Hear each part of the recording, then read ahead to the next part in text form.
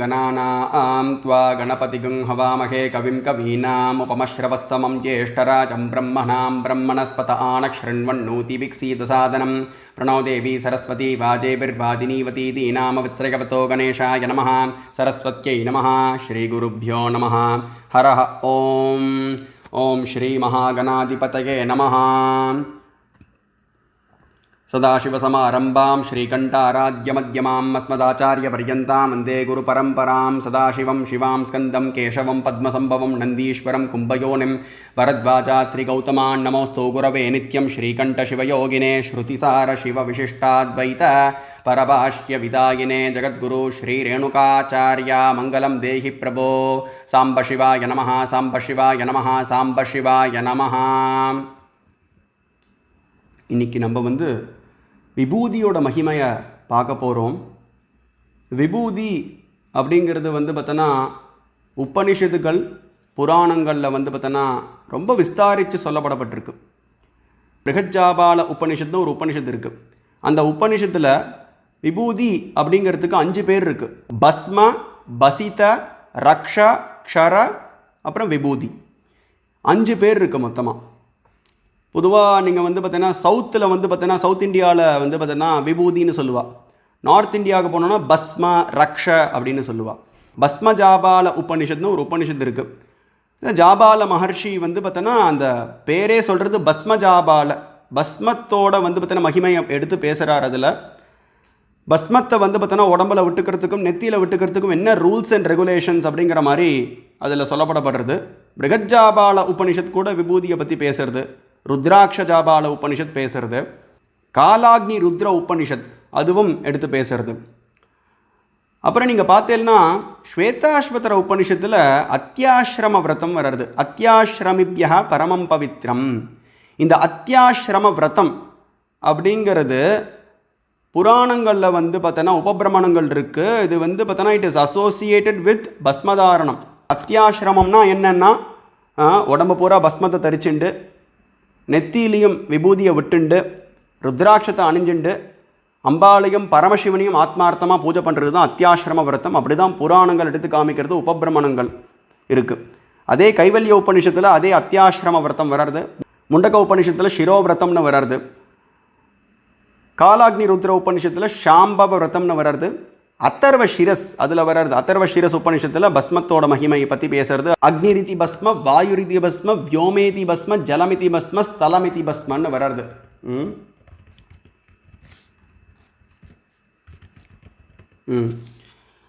அத்தர்வ சிரஸ் உபனிஷத் பார்த்தீங்கன்னா மகாபாசுபத விரதத்தை பற்றி பேசுறது. இந்த பாசுபத விரதம், அத்தியாசிரம விரதம், ஷாம்பவ விரதம், சிரோவிரதம் இந்த 4ம் ஒரே அர்த்தம் தான். அத்தியாசிரமம் ஷாம்பவம் பாசுபதம் தத் சிரோவிரதம் இத்யேவம் நாமபிக் புண்ணியர் நிகமாந்தேஷு கீயத்தேன்னு காரணாகமத்தில் ஒரு இடத்துல முதல் சாப்டர் 9வது வேர்ஸ் அதை பார்த்தோன்னா எடுத்து காமிக்கிறது. இது 4மே ஒரே அர்த்தம் தான். என்ன அர்த்தம்னா அந்த பரமேஸ்வரன் அடையிறதுக்கான பாதை. இது 4ம் ஒரே இதுதான் குறிக்கிறது. என்ன குறிக்கிறதுனா உடம்பு பூரா பஸ்மத்தை தரிச்சுண்டு நெத்தியில் விபூதியை விட்டுண்டு லிங்கதாரணம் பண்ணிண்டு ருத்ராட்சதாரணம் பண்ணிண்டு அந்த அம்பாளையும் பரமசிவனையும் ஆத்மார்த்தமாக பூஜை செய்யணும். அவளோட கதைகளை கேட்கணும். அவளோட ஸ்மரணத்தை பண்ணணும். சிவநாம சங்கீர்த்தனத்தை பண்ணணும் அப்படிங்கிறது தான் அது குறிக்கிறது. அதனால் நிறையா இடங்களில் உபனிஷத்துகளில் பார்த்தோன்னா முழுக்க பார்த்தோன்னா பஸ்மதாரணத்தை பற்றி பேசுறது. பிரம்மா, விஷ்ணு, இந்திராதிகள், லக்ஷ்மி, சரஸ்வதி, இந்திராணி இவாள்லாம் கூட விபூதியை விட்டுண்டு சிவனை பூஜை பண்ணுறா அப்படிங்கிற மாதிரி புராணங்களில் நிறையா பிரமாணங்கள் இருக்குது. புராணங்களும் சரி, உபபுராணங்களும் சரி, ஸ்மிருதிகளும் சரி நிறையா பார்த்தோன்னா விபூதியோட மகிமையை பற்றி பேசுறது. இந்த விபூதியோட மகிமை பார்த்தோன்னா தெரியறதுக்கு ரொம்ப ஆச்சரியமான ஒரு கதை இருக்குது. பத்மபுராணத்தில் பாட்டாள காண்டத்தில் 105வது சாப்டரில் 181வது ஸ்தோத்திரத்திலேருந்து 309வது ஸ்தோத்திரம் இது ரெஃபரன்ஸ் கொடுத்துட்றேன் நான். இந்த கதை பிருகஜாபால உபனிஷத்தில் 6வது பிராமணத்தில் இருக்குது. ஒரு உபனிஷத்துலேயும் சொல்லப்படப்படுறது இந்த கதை. அப்புறம் பார்த்தோன்னா புராணத்துலேயும் வர்றது. ரொம்ப ஆச்சரியமான கதை. இந்த விபூதியோட மகிமை என்னன்னு. ஸோ அதில் எப்படி ஆரம்பிக்கிறதுனா ததீச்சி மகர்ஷி ஒரு பெரிய பாசுபத்தர், மகா பார்த்தோன்னா பெரிய சிவபக்தர். ததீச்சி மகர்ஷி எல்லாருக்கும் தெரியும், நிறையா புராணங்களில் வந்து பார்த்தீங்கன்னா பரமசிவ பக்தர் அப்படிங்கிற மாதிரி சொல்லப்படுறவர். அவர் வந்து பஸ்மத்தோட விபூதியோட மகிமையை வந்து பார்த்தோன்னா ரிஷிகளுக்கு சொல்லின்னு இருக்கார். அப்போ ரிஷிகள் கேட்குறா வந்து பார்த்தோன்னா விபூதியோட மகிமையை வந்து பார்த்தோன்னா பற்றி பேச முடியுமா அப்படிங்கிற மாதிரி சொல்லும்போது அது கேட்க ததீச்சி மகர்ஷி இந்த கதையை வந்து பார்த்தோன்னா சொல்கிறார். விஷ்ணு வந்து ஒரு வாட்டி உலகத்தை படைக்கணும்னு ஆசைப்பட்டார், ஆனால் அவரால் முடியலை. அப்போ முடியாத போது பரமேஸ்வரனுக்கு இது தெரியறது. ஏன்னா பரமேஸ்வரன் எல்லாரோட ஹிருதயத்திலையும் இருக்கான். ஸ்துகிஸ்ருதம் கர்த்தசதம் யுவானம் மிருகண்ண பீமமுபஹத்னு முக்ரம் ரிடாச்சரித்ரே ருத்ரஸ்தவானோ அந்யந்தே அஸ்மின்னிவ பந்து சேனா தேவா நாகும் ஹிருதயேப்யோ நமோ விக்ஷீனகேப்யோ நமோ விசின்வத்கேப்யோ நம ஆனர்ஹதேப்யோ நம ஆமீவத்கேப்யः. ஜீவராசிகளுக்கு அந்தராத்மாவாக இருக்கான். தேவர்களுக்கும் பிரம்மா விஷ்ணு இந்திராதிகளான தேவர்களுக்கும் அந்தராத்மாவாக இருக்கிறது பரமசிவன். நிறைய இடத்துல வர்றது. ஏன்னா ஹிருதா ஹிருதிஸ்தம் மனசாபிக்ளிப்தோ ய ஏதத் விதுரமிருதாஸ்தே பவந்தின்னு ஸ்வேதாஸ்வதர உபனிஷத்து கூட சொல்கிறது. அதனால் எல்லாருக்கும் அந்தராத்மாவாக இருக்கிறது பரமசிவன். ஸோ பரமசிவனுக்கு பூர்வஜாயச்ச பரஜாயச்ச, பரமேஸ்வரனுக்கு பூர்வம் எதுவுமே கிடையாது. ஸோ பரமேஸ்வரன் வந்து பார்த்தோன்னா அங்கே வரார். ஒரு திவ்யமான தேஜஸ் பரமேஸ்வரனோட தேகத்திலேருந்து வர்றது. இந்த விஷ்ணு அதை பார்த்துட்டு திவ்யமான தேஜஸ் வர்றது பரமேஸ்வரனோட தேகத்திலேருந்து. அந்த தேஜஸை வந்து பார்த்தோன்னா அவரால் வித்ஸ்டாண்ட் பண்ண முடியலை. அப்போது அது ஒரு ஸ்துதி பாடுறார் விஷ்ணு சிவனை பார்த்து. நமஸ்தே தேவதேவேஷ நமஸ்தே சாஸ்வத அவ்யய ந ஜானே ஹபவம் தம்போஸ் துவம் ச வேத்சி நமோ நமஹ. தேவதேவா மகாதேவா சாம்ப சிவா சாஸ்வதம், நீ வந்து பார்த்தோன்னா நிரந்தரமானவன், சத்தியமானவன், நித்தியமானவன், அழிவே இல்லாதவன், அவ்யயமானவன் அப்படின்னு பரமசிவனை பார்த்து சொல்கிறார்.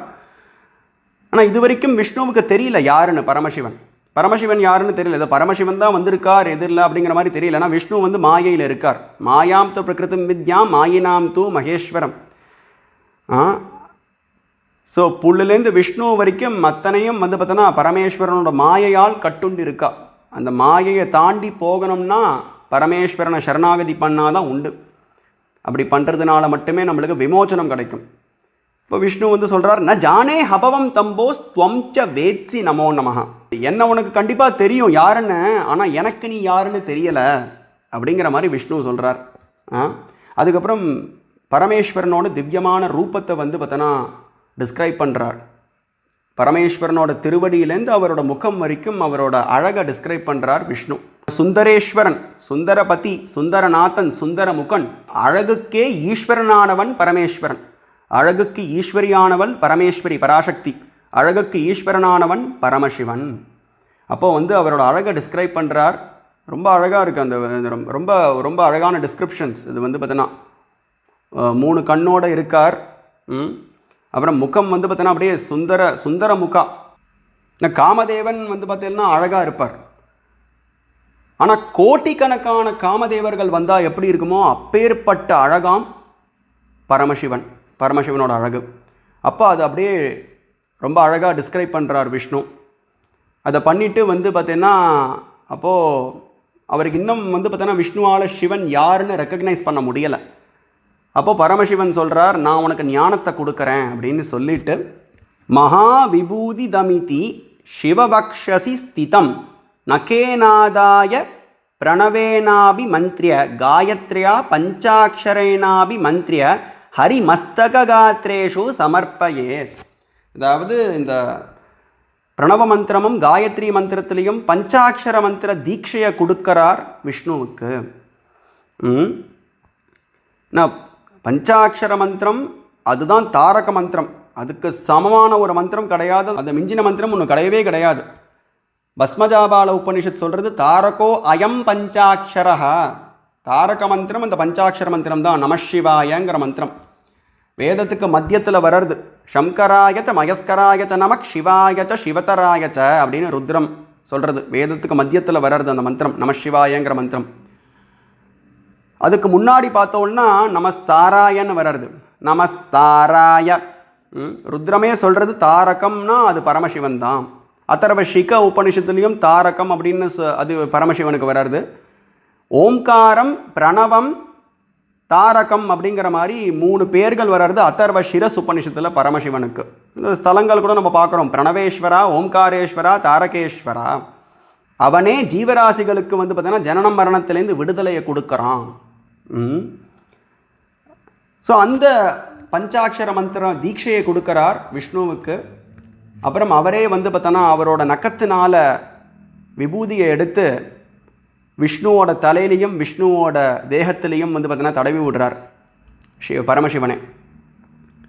அதை பண்ணிவிட்டு வந்து பார்த்தோன்னா விஷ்ணுவை தியானம் பண்ண சொல்கிறார். தியானம் பண்ணு நீ உன்னோட ஹிருதயத்தில், என்ன பார்க்குறேன்னு சொல்ல உன்னோட ஹிருதயத்தில் அப்படிங்கிற மாதிரி சொல்லிவிட்டு விஷ்ணு தியானம் பண்ணுறார். அப்போது விஷ்ணு வந்து அவரோட ஹிருதயத்தில் வந்து பார்த்தோன்னா ஒரு ஜோதியை காண்றார், ஒரு ஜோதியை பார்க்குறார். அப்போது அது வந்து பார்த்தோன்னா சொல்கிறார் பரமசிவனை, ஒரு ஜோதியை நான் பார்த்தேன் அப்படிங்கிற மாதிரி சொல்கிறார் பரமசிவனை பார்த்து. அப்போது பரமசிவன் சொல்கிறார், உன்னோட ஞானம் வந்து பார்த்தோன்னா பூர்த்தி அடையலை, நீ பாதி ஞானத்தை தான் அடைஞ்சிருக்கப்பா, அதனால் நீ வந்து பஸ்மஸ்நானம் பண்ணு. தத்தோ பஸ்ம பக்ஷயேதி ஹரிமாக ஹரஸ்ததः பக்ஷயிஷ்யே சிவம் பஸ்ம ஸ்நாத்மாஹம் பஸ்மனாபுரா. 223வது ஸ்தோத்திரம், பத்மபுராணம், பாட்டாளகாண்டம், 105வது சாப்டர், பிருகஜ்ஜாபால உபனிஷத்தில் 6வது பிராமணம் 7வது வேர்ஸ். ஸோ அது வர்றது. அப்போது வந்து பார்த்தோன்னா இது இந்த பஸ்ம ஸ்நானம் பண்ணு, அதாவது பஸ்மத்தினால ஸ்நானம் பண்ணு, பஸ்மத்தினால குழி, அப்புறம் பஸ்மத்தை சாப்பிடு. இதான் பஸ்ம பக்ஷானா வந்து பார்த்தீங்கன்னா பஸ்மத்தை வந்து பார்த்தீங்கன்னா சாப்பிடு அப்படிங்கிற மாதிரி சொல்கிறார். பஸ்ம ஸ்நானம் பண்ணு, அதாவது பஸ்மத்தினால குழி, பஸ்மத்தை வந்து பார்த்தீங்கன்னா சாப்பிடு அப்படிங்கிற மாதிரி சொல்கிறார். அப்புறம் விஷ்ணு அதை பண்ணுறார், பஸ்மத்தினால குளிச்சுட்டு பஸ்மத்தை சாப்பிட்றார். அதுக்கப்புறம் வந்து பார்த்தீங்கன்னா அப்புறம் தியானம் பண்ணுறார். திருப்பி அப்புறம் வந்து பார்த்தீங்கன்னா விஷ்ணு பரமசிவன் வந்து பார்த்தீங்கன்னா விஷ்ணுவை தியானம் பண்ண சொல்கிறார். அப்புறம் விஷ்ணு தியானம் பண்ணுறார். அப்புறம் தியானம் பண்ணோன்னே ஒரு திவ்யமான வந்து பார்த்தோன்னா வேத புருஷனை பார்க்குறார், பரமேஸ்வரனையே பார்க்குறார். சுத்த ஸ்பட்டிக சங்காஷம் திரிநேத்திரம் விபுஜம் சிவம் வரதம் தட்சிணோஹஸ்தே வாமேச்ச அபயதம் விபும் பஞ்சவர்ஷீய வபுஷம் சரச்சந்திரா யுதத்யுதிம். அதாவது சுத்த ஸ்பட்டிக சங்காஷனாக இருக்காராம். த கேம்ஃபர் ஒயிட், கிறிஸ்டல் ஒயிட்னு சொல்லுவா, பால் நிறமுடையவன், அந்த மாதிரி இருக்காராம் பரமசிவன். 3 கண்களோடு இருக்காராம். விபுஜம், யூஸ்வலாக பார்த்தீங்கன்னா பரமசிவனுக்கு நிறையா ரூபங்கள் இருக்குது. பஞ்சமுக பரமேஸ்வரனுக்கு வந்து பார்த்தீங்கன்னா தசபுஜம் 10 கைகள் இருக்கும். ஆனால் இங்கே வந்து த்விபுஜம் 2 கையோடு பார்க்குறார். சிவம் வரதம் தட்சிணோஹஸ்தே, அவரோட வலது கையால் வந்து பார்த்தீங்கன்னா வரங்களை கொடுத்துட்டுருக்கார். வாமேச்ச அபயதம் விபும், இடது கையால் அபய முத்திரத்தை காமிச்சுட்டு இருக்கார். விபுன்னு சொல்கிறது நான் விபுனா இன்ஃபைனைட். நான் புல்லுலேருந்து விஷ்ணு வரைக்கும் அத்தனைக்கும் அழிவு உண்டு, நாசம் உண்டு. புல்லுலேருந்து விஷ்ணு வரைக்கும் அத்தனையும் அணு. ஆனால் பரமேஸ்வரன் விபு, இன்ஃபைனைட். பஞ்சவர்ஷீய வபுஷம், இப்போ வந்து பார்த்தோன்னா 5 வயசு குழந்த மாதிரி இருக்கார் பார்க்குறதுக்கு. சரச்சந்திரா யுதத்யுதிம் அப்படிங்கிற மாதிரி வர்றது. சரச்சந்திரா யுதத்யுதிம், கோட்டிக்கணக்கான சூரியன்கள், கோட்டிக்கணக்கான சந்திரர்கள் வந்து பார்த்தோன்னா ஒரு இடத்துல வந்தால் அந்த எந்த அளவுக்கு பிரகாசம் வருமோ அந்த அளவுக்கு பிரகாசம் வந்து தான் பரமசிவனோட தேகத்திலேருந்து. அப்புறம் ரொம்ப அழகாக வந்து பார்த்தோன்னா அவரோட திவ்யமான ரூபத்தை வந்து பார்த்தோன்னா பார்க்குறார். விஷ்ணு வந்து பரமசிவனோட திவ்யமான ரூபத்தை வந்து பார்த்தோன்னா அவரோட ஹிருதயத்தில் பார்க்குறார். அப்புறம் வந்து பார்த்தோன்னா ஒரு தீர்மானத்துக்கு வரார். ஓ, இந்த என்னோட எதிரில் நின்றுருக்கிற பரமசிவன் தான் நான் என்னோட ஹிருதயத்தில் பார்த்துட்டு இருக்கேன். ஹரிராக புராதிருஷ்டா புருஷா சாந்த விக்கிரகா இத்யுதீரிய மகாவிஷ்ணுர் சிவபாதே பபாதா. அப்போது அது வந்து பார்த்தோன்னா நீயே அந்த வேத புருஷன், ஏன்னா புருஷோவை ருத்ரஹான்னு சொல்கிறது இல்லையா, நீயே அந்த வேத புருஷன். அப்படியே வந்து பார்த்தோன்னா நமஸ்காரம் பண்ணிடுறார். சிவபாதே பபாதா, விஷ்ணு வந்து அப்படியே சாஷ்டாங்க நமஸ்காரம் பண்ணிடுறார் சிவனுக்கு. அப்போது விஷ்ணு சொல்கிறார், இப்போ வந்து பார்த்தோன்னா சிவனை பார்த்து, ந சக்திம் பஸ்மனோஜானே பிரபாவம் வா குதஸ்தவ நமஸ்தேஸ்து நமஸ்தேஸ்து துவாமேவ சரணம் கதஹ. எனக்கு பரமசிவா, சாம்பசிவா, சந்திரசேகரா, நீலகண்டா, எனக்கு இந்த விபூதி, இந்த பஸ்மத்தோட மகிமையே என்னால் புரிஞ்சுக்க முடியாது. எப்போ நான் உன்னோட மகிமைகளை புரிஞ்சுக்க போகிறேன்? எப்படி உன்னோட மகிமைகளை புரிஞ்சுக்க முடியும்? அதனால் நமஸ்தேஸ்து நமஸ்தேஸ்து, என்னோட வந்தனங்கள் உனக்கே. துவாமேவ சரணம் கதஹ, உன்னையே நான் சரணாகதி பண்ணுறேன் மகாதேவா, சாம்பசிவா, சந்திரசேகரா அப்படிங்கிற மாதிரி விஷ்ணு சொல்கிறார். அது சொன்னதுக்கப்புறம் வந்து பார்த்தோன்னா பரமசிவன் வந்து பார்த்தோன்னா வரம் கொடுக்குறார், உனக்கு என்ன வேணும் அப்படிங்கிற மாதிரி கேள் அப்படிங்கிற மாதிரி சொல்கிறார். அப்போது விஷ்ணு வந்து பார்த்தோன்னா பதில் கொடுக்குறார். விஷ்ணு வந்து சொல்கிறார், துவத் பாத யுகலே ஷம்போ பக்திரஸ்து சதா மம. உன்னோட திருவடி இருக்கு இல்லையா பரமசிவா சாம்பசிவா, என்னோட பக்தி உன்னோட திருவடியை நோக்கியே இருக்கட்டும், உன்னோட திருவடியை நோக்கியே என்னோட பக்தி இருக்கட்டும் பரமசிவா, அந்த வரத்தை எனக்கு கொடு அப்படிங்கிற மாதிரி விஷ்ணு சொல்கிறார். ஏன்னா இன்னமும் அந்த திருவடியை தேடின்னு இருக்கார். நான் அது வர்றது அநாத்யந்தமாத்யம் பரம் தத்வமர்த்தம் சிதாகாரமேகம் துரீகம் துவமேகம் ஹரிபிரம்மமிருக்யம் பரம் பிரம்மரூபம் மனோவாகதீதம் மகக்ஷைவமீடே. பிரம்மாவும் விஷ்ணுவும் இன்னமும் பரமசிவனோட ஆதியும் அந்தத்தையும் தேடின்னு இருக்கா. ரொம்ப அழகாக வர்றது பத்மபுராணத்தில். இன்னொரு இடத்துல பாட்டாள காண்டத்தில் 114வது சாப்டரில் வர்றது, வருஷகோட்டி சகசிரம் தூ சகசிராப்தைர் அதான்வகம் பக்தியா சம்பூஜிதோபீஷ பாதோனோ தர்ஷிதஸ்துவயா. விஷ்ணு சொல்கிறார் பரமசிவனை பார்த்து, உன்னோட திருவடியை நான் கோட்டி யுகங்களாக நான் தேடின்னு இருக்கேன், ஆனால் உன்னோட திருவடியை கண்டுபிடிக்க முடியல. கோட்டி யுகங்களாக தேடின்னு இருக்கேன் உன்னோட திருவடியை, இன்னமும் கண்டுபிடிக்க முடியலையே பரமசிவா அப்படிங்கிற மாதிரி சொல்கிறார். அதனால் அந்த திருவடியை வந்து பார்த்தோன்னா விட்டுடக்கூடாது. அந்த திருவடியை நான் எப்போவுமே வந்து பார்த்தோன்னா அந்த திருவடிக்கு நான் எப்போவுமே வந்து பார்த்தோன்னா பக்தி செலுத்திகிட்டே இருக்கணும் உன்னோட திருவடிக்கு பரமசிவா அப்படிங்கிற மாதிரி. அப்போ பரமசிவன் சொல்கிறார் தத்தாஸ்துன்னு சொல்லிடுறார், வரம் கொடுத்துடுறார். அப்போ பஸ்மத்தை விட்டுடக்கூடாது. கடைசி வந்து பார்த்தோன்னா பஸ்மதாரண சம்பன்னோ மம பக்தோ பவிஷ்யதி. என்னோட பக்தனானவன் எப்போவுமே விபூதியை விடமாட்டான், விபூதி எப்போவுமே அவன் நெத்தியில் இருக்கும். பஸ்மம் எப்போவுமே பஸ்மத்தை தரிச்சிருப்பான், உடம்பு பூரா எப்போவுமே விபூதியில் எப்போவுமே நெத்தியில் விபூதி இருக்கும் அப்படிங்கிற மாதிரி பரமசிவன் சொல்லிட்டு மறைஞ்சிடுறாரு அங்கேருந்து. ஸோ இந்த கதையிலேருந்து நம்ம நிறைய விஷயங்களை கற்றுக்கலாம்.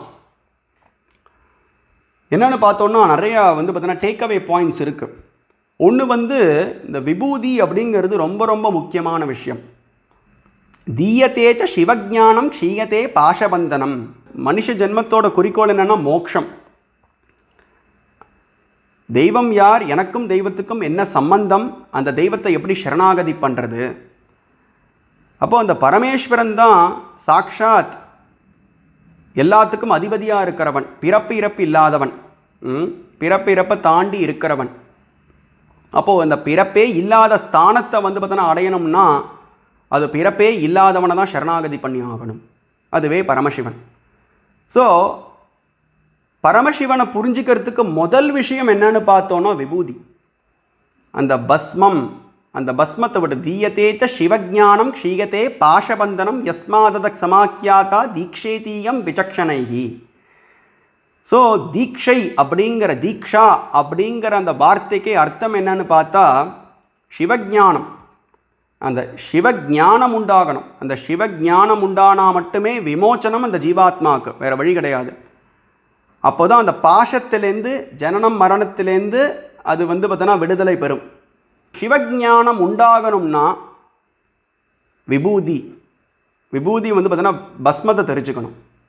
அப்போ அந்த பஸ்மத்தோட மகிமை என்ன, பஸ்மத்தை தரிச்சுக்கணும்னா அது வந்து பார்த்தீங்கன்னா என்ன அர்த்தம், என்ன வந்து பார்த்தோன்னா என்ன நம்ம உணரணும். அந்த பஸ்மத்தை அந்த பஸ்மத்தை வந்து பார்த்தோன்னா தரிச்சிக்கும் போது உடம்புலையும் நெத்தியிலையும் பார்த்தோன்னா புல்லுலேருந்து விஷ்ணு வரைக்கும் எதை நோக்கி நான் போனாலும் அதுக்கு அழிவு உண்டு, நாசம் உண்டு. நிரந்தரத்துவம் அப்படிங்கிறது கிடையவே கிடையாது எதுக்குமே. புல்லுலேருந்து விஷ்ணு வரைக்கும் அத்தனைக்கும் அழிவு உண்டு, நாசம் உண்டு. அத்தனையும் ஒரு நாளைக்கு பஸ்மமாக தான் போக போகிறது. ஆனால் அழிவே இல்லாதவன் அந்த பரமேஸ்வரன் சாம்பசிவன். ஸோ அவனை நோக்கியே என்னோட ஹிருதயம் போகட்டும், அவனை நோக்கியே என்னோட மனசு போகட்டும் அப்படிங்கிற மாதிரி அந்த உணர்வில் நம்ம விபூதியை பூசிக்கணும் நெத்தியிலையும் உடம்புலையும். அது ஒரு பாயிண்ட், டேக்அவே பாயிண்ட். ரெண்டாவது என்னென்னு பார்த்தோன்னா விஷ்ணுவும் பஸ்மத்தோடு இருக்கார். விஷ்ணு எப்போவுமே பஸ்மத்தோடு தான் இருக்கார். நம்ம என்ன பண்ணுறோம், தண்ணினால் நம்ம குளிப்போம். ஆனால் விஷ்ணு வந்து பஸ்மத்தினால் குளிக்கிறார். பஸ்மத்தினால் குளிக்கிறார், விபூதியை சாப்பிட்றார். தமிழ்நாட்டில் ஒரு பழக்கம் உண்டு. சிவன் கோவிலுக்கு போனால் அங்கே வந்து நம்ம விபூதியை வந்து பார்த்தோன்னா நெத்தியில் விட்டுண்டு கொஞ்சோண்டு விபூதியை வந்து வாயில் போட்டுப்போம். அந்த பழக்கம் யார்கிட்டேருந்து வர்றதுன்னா சாக்ஷாத் விஷ்ணு கிட்டேருந்து வர்றது. அந்த விஷ்ணு வந்து பஸ்மத்தை சாப்பாடு மாதிரி சாப்பிட்றார். எதுக்காக? சிவஞானம் உண்டாகிறதுக்காக. சிவஞானம் உண்டாகிறதுக்காக பஸ்மத்தினால் குளிக்கிறார், பஸ்மத்தை சாப்பிட்றார். ஸ்நாத்வாகம் பஸ்மனா புரா. அது ரெண்டாவது டேக்அவே பாயிண்ட். மூணாவது என்னன்னு பார்த்தோன்னா, பரமேஸ்வரனுக்கு திவ்யமான ரூபம் இருக்கு. குணங்களால் போற்றி பாடப்படுறவன் பரமசிவன். உபனிஷத்துகள் பார்த்தா அவனோட திவ்யமான ரூபத்தை பார்த்தனா போற்றி பாடுறது. உமா சகாயம் பரமேஸ்வரம் பிரபும் திரிலோச்சனம் நீலகண்டம் பிரசாந்தம் யாத்வா முனிர்கச்சதி பூதயோனும் சமஸ்த சாட்சியம் தமசக் பரஸ்தாத். உமையவளோட இருக்கிறவனே, நீளமான தொண்டையுடையவனே, முக்கண்ணனா இருக்கிறவனே அப்படிங்கிற மாதிரி அந்த பரமேஸ்வரனை தியானம் பண்ணுறதுனாலேயே ஆதித்யவர்ணம் தமசக் பரஸ்தாத், ஜனன மரணத்தை தாண்டி போவோம் அப்படிங்கிற மாதிரி சொல்கிறது கைவல்ய உபனிஷத் சொல்கிறது. கைலாச சிகராபாசா ஹிமவத்கிரி கன்யகாக நீலகண்டம் திரிநேத்திரம் ச தன்மே மன சிவசங்கல்பமஸ்தோன்னு 25வது ஸ்தோத்திரம் சிவசங்கல்ப உபனிஷத்தில் ரொம்ப அழகாக வர்றதுன்னா, கைலாயத்தில் இருக்கிறவனே ஹிமவத்கிரி கன்யகாக, பர்வதவர்தினி பர்வதராஜனோட புதல்வியோடு இருக்கிறவனே. அப்புறம் நீலகண்டம் திரிநேத்திரம் ச, அதே கேரக்டரிஸ்டிக்ஸ் வராது. நமக்கு நோட் பண்ணோம் இதை. கைவல்யோபனிஷத்தில் வர அதே கேரக்டரிஸ்டிக்ஸ் இங்கேயும் வராது. நீலகண்டம் திரிநேத்திரம் ச, முக்கண்ணனா இருக்கிறவனே, நீளமான தொண்டை உடையவனேன்னு வராது. நீலக்ரீவாங்கிற வார்த்தை ருத்ரம், அதில் 6 வாட்டி வராது. நீளமான கழுத்து உடையவனே அப்படிங்கிற மாதிரி. ஏன்னா பரமசிவன் ஹாலாஹல விஷத்தை குடித்து அவனோட தொண்டை பார்த்தோன்னா நீளமாச்சு அப்படிங்கிற மாதிரி சொல்லப்படப்படுறது. பரமசிவனோட divine qualities, attributes and characteristics are described. So அதெல்லாம் பார்த்தோன்னா ரொம்ப விஸ்தாரித்து பேசப்படப்படுறது. அவருக்கு திவ்யமான ரூபம் இருக்குது. அப்போ அரூபம்னு சொல்கிறதே சாஸ்திரம் அப்படின்னு பார்த்தா, அந்த அரூபம் அப்படிங்கிறது பரமசிவனோட அனந்தத்துவத்தை குறிக்கிறது. அரூபமும் அவரோட ஒரு அங்கமாக இருக்குது. அதாவது அனந்தத்துவம்னு சொன்னால் அவர் எல்லா இடத்துலையும் வியாபித்து இருக்கார், சர்வத்திலையும் வியாபித்து இருக்கார். அதுதான் அரூபம் அப்படிங்கிற மாதிரி சொல்கிறது. அரூபம் அனாமயம் அப்படிங்கிற மாதிரி வர்றது உபனிஷத்தில். அப்போ அந்த அரூபமும் அவனோட ஒரு ஆட்ரிபியூட், அவனோட ஒரு அங்கமாக இருக்குது. ரூபத்தோடு இருக்கிற பரமசிவனோட ஒரு அங்கமாக இருக்குது அந்த அரூபத்துவம். அதுதான் நம்ம புரிஞ்சுக்கணும். ஆனால் அது என்னன்னு பார்த்தோன்னா, அந்த பரமசிவனோட ரூபத்தை தியானம் பண்ணாலே பூர்ணமான ஞானம், அதாவது ஞானம் பூர்த்தி அடையும், பூர்ணமான ஞானத்தை நம்ம பெறுவோம். அதை இந்த கதையிலையும் நம்ம பார்த்தோம். அதுதான் one of the takeaway points. ஏன்னா விஷ்ணு முதல்ல என்ன பண்ணுறார், தியானம் பண்ணுறார், ஜோதியை பார்க்குறார். அந்த ஜோதி அப்படிங்கிறது பரமசிவனோட தேகத்திலேருந்து வர்றது. ஹிரண்மயேன பாத்திரேன சத்யஸ்யா பீதம் முகம் தத்வம் பூஷன் அபாவரணு சத்யதர்மாய திருஷ்டயேன் ஈஷாவாசிய உபனிஷத்தில் 15வது மந்திரம், பிருகதாரண்யக உபனிஷத்தில் 5வது காண்டம் 15வது சாப்டரில் வர்றது இந்த மந்திரம். அதாவது உன்னோட முகத்தை நான் பார்க்கணும், அந்த ஜோதியை பார்த்தோன்னா விளக்கி அந்த முகத்தை, உன்னோட முகத்தை நான் பார்க்கணும். அவனுக்கு திவ்யமான ரூபம் இருக்கு. பூஷன் ஏகர்ஷே யமசூரிய பிராஜாபத்திய வியூகரஷ்மின் சமூக தேஜோயத்தே ரூபம் கல்யாணதமம். அந்த கல்யாண குணங்கள் கொண்ட அந்த ரூபத்தை நான் பார்க்கணும் பரமசிவா. இந்த ஜோதி இருக்கு, ஆனால் ஜோதிக்கு காரணமாக இருக்கிற அந்த பரமேஸ்வரனோட ரூபத்தை நான் பார்க்கணுமே அப்படிங்கிற மாதிரி உபனிஷத்துகள் போற்றி பாடுறது பரமேஸ்வரனோட ரூபத்தை. விஷ்ணு முதல்ல ஜோதியை தியானம் பண்ணுறார். தியானம் பண்ணோன்னா அவருக்கு ஞானம் பார்த்தோன்னா பூர்த்தி அடையலை. உன்னோட ஞானம் பூர்த்தி அடையலைப்பா.